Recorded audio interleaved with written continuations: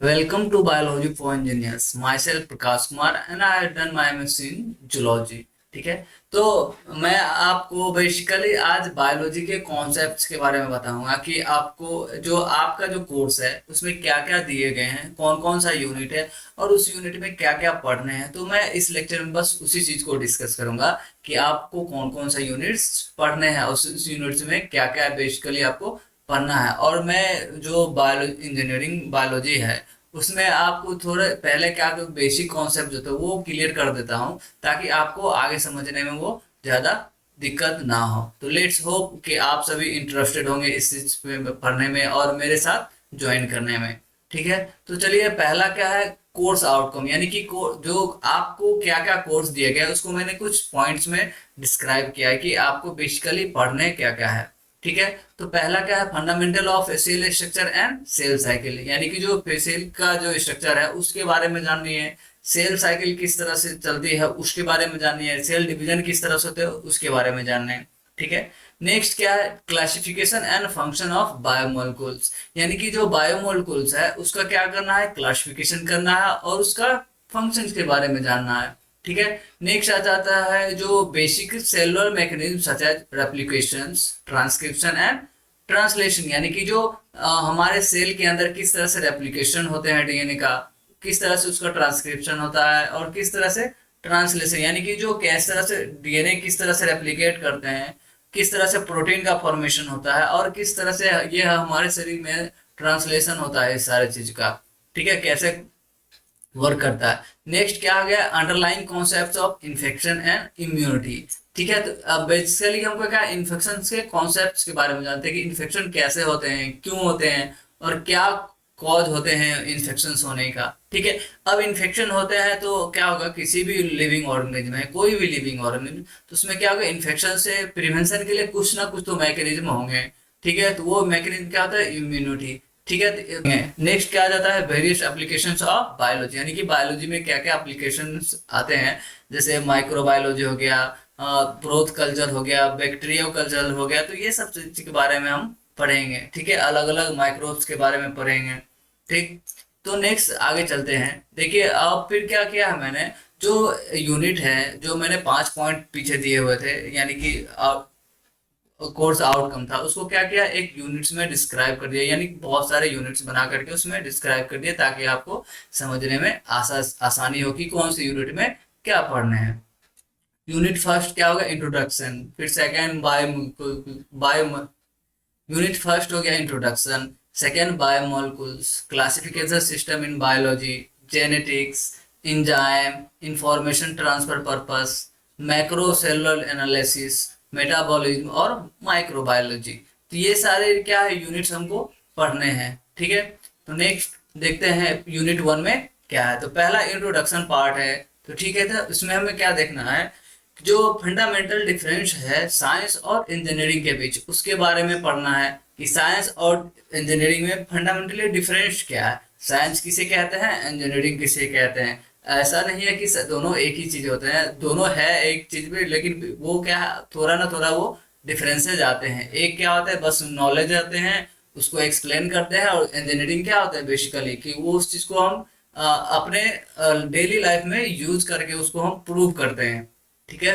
अ, तो नेक्स्ट आ गया comparison between I and camera, यानी कि कैमरा और आई के बारे में पढ़ेंगे, दोनों के डिफरेंसेस देखेंगे, सिमिलैरिटी देखेंगे कि दोनों में क्या डिफरेंसेस है, क्या सिमिलैरिटी है। नेक्स्ट आ जाएगा बर्ड एंड एयरक्राफ्ट, इसमें भी क्या करेंगे, सेम आई और कैमरा की तरह देखेंगे कि एयरक्राफ्ट किस तरह से वर्क करते हैं और बर्ड किस तरह से फ्लाई करते हैं। ठीक है। दोनों में क्या डिफरेंसेस है, क्या सिमिलैरिटी है। फिर आ जाते हैं आपका नेक्स्ट टॉपिक, जो डिस्कवरीज हुए हैं बायोलॉजी में उस सब चीजों के बारे में पढ़ने पढ़ने हैं। ठीक है। चलिए आगे चलते हैं। क्या है next, classification system in biology, यानी कि बायोलॉजी में जो जो भी क्लासिफिकेशन है उस चीज के बारे में पढ़ना है। जैसे क्लासिफिकेशन बेस्ड ऑन सेलुलैरिटी। ठीक है। सेलुलैरिटी मतलब क्या होता है कि हमको बेसिकली इसमें क्या पढ़ना है कि जो ऑर्गेनिज्म यूनिसेलुलर है या मल्टी सेलुलर है, तो ये चीज के बारे में पढ़ना है। नेक्स्ट अल्ट्रा स्ट्रक्चर, यानी कि जो ऑर्गेनिज्म है उसके अंदर के मटेरियल के अनुसार हम पढ़ेंगे कि वो क्या है, प्रोकैरियोट्स है, यूकैरियोट्स है, तो ये सब चीज़ों के बारे में पढ़ेंगे। नेक्स्ट क्या हो जाता है, energy and carbon utilisation.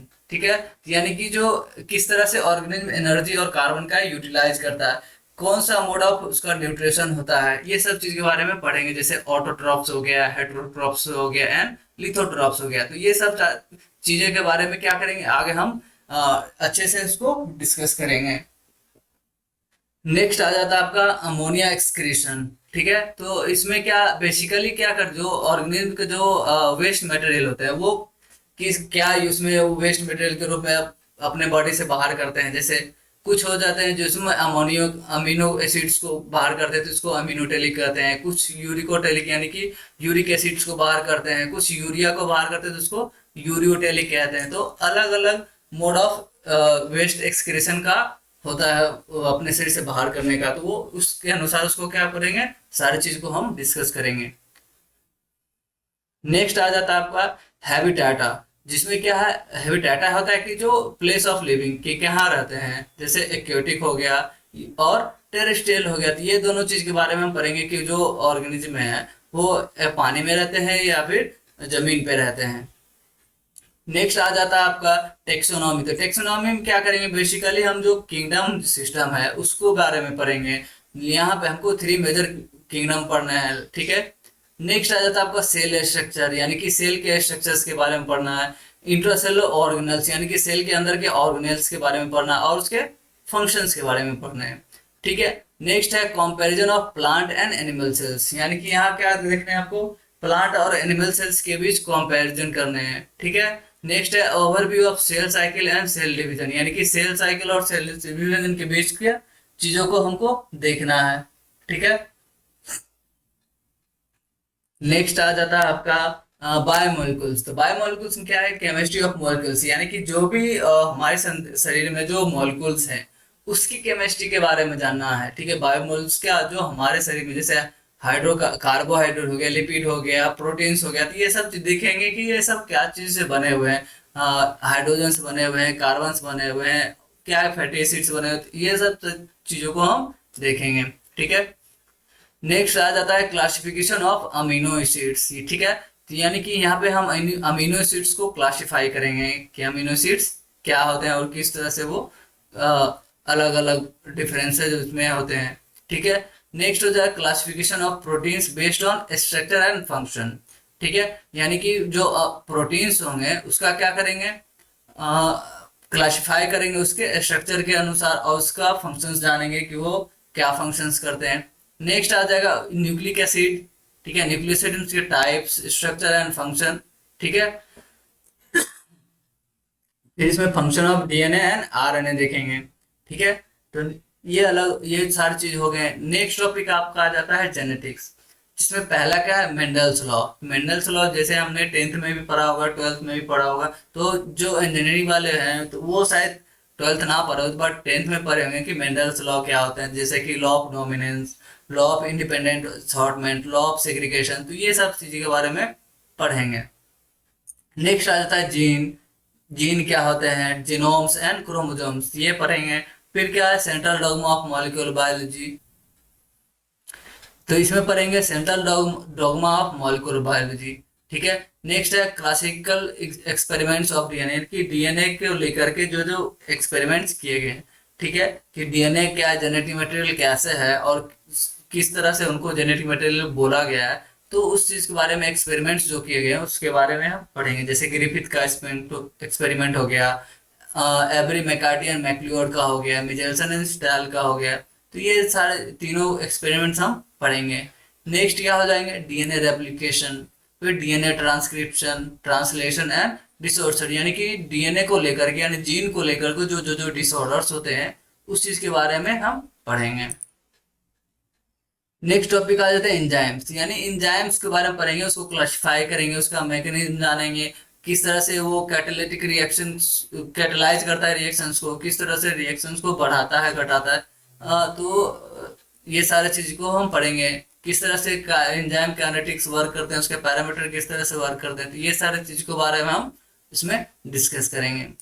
Next unit हो गया आपका इंफॉर्मेशन ट्रांसफर पर्पस, जैसे कोडिंग। इंफॉर्मेशन ट्रांसफर पर्पस में क्या पढ़ना हमको, coding and decoding of genetic information, यानी कि जो जेनेटिक इंफॉर्मेशन को कोड करना सीखेंगे और डिकोड करना सीखेंगे। जैसे अगर बहुत लंबा चेन दिया हुआ है, सब सपोज कीजिए कि लिखा हुआ ए ए टी जी सी, तो इस तरह से बने होंगे। तो क्या करेंगे, इसको हमको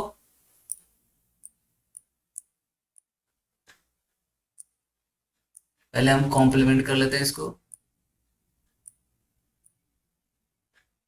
ठीक है।